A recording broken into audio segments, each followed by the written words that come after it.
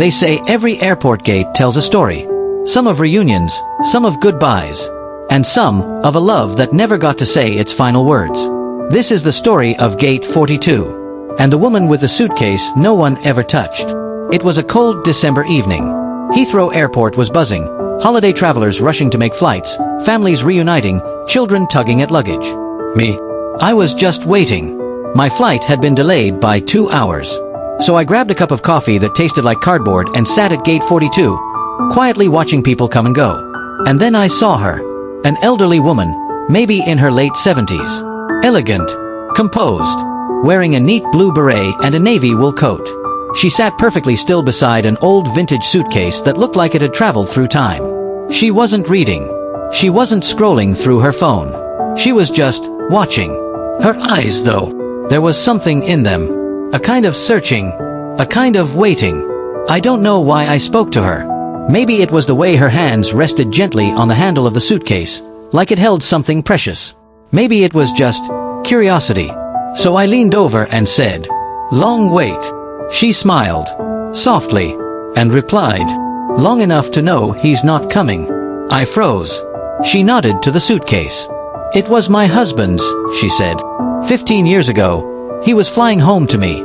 But somewhere over the Atlantic, his heart gave out. They never opened the suitcase. And neither did I.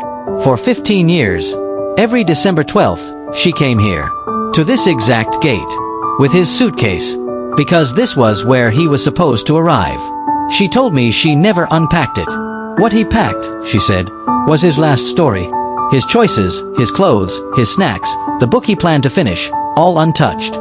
It's how I keep him alive. I listened, silently. I had no words. And maybe that was okay. Some stories don't need replies, just someone to hear them. As my flight was finally called, I stood to leave. I thanked her and said goodbye. She looked up at me, eyes warm and steady, and said something I'll never forget. "Tell people you love them before they board." That was it. I boarded my plane. But I didn't sleep. Instead, I messaged my mother. I called my brother the next morning. And that dusty box in my closet filled with my dad's old things? I opened it. Because grief, I realized, isn't always loud. Sometimes, it just sits quietly at Gate 42. Waiting. Remembering. Loving, still. Soft piano music fades in as final words are delivered.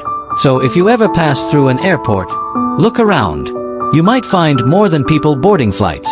You might find someone holding on to love. One memory at a time.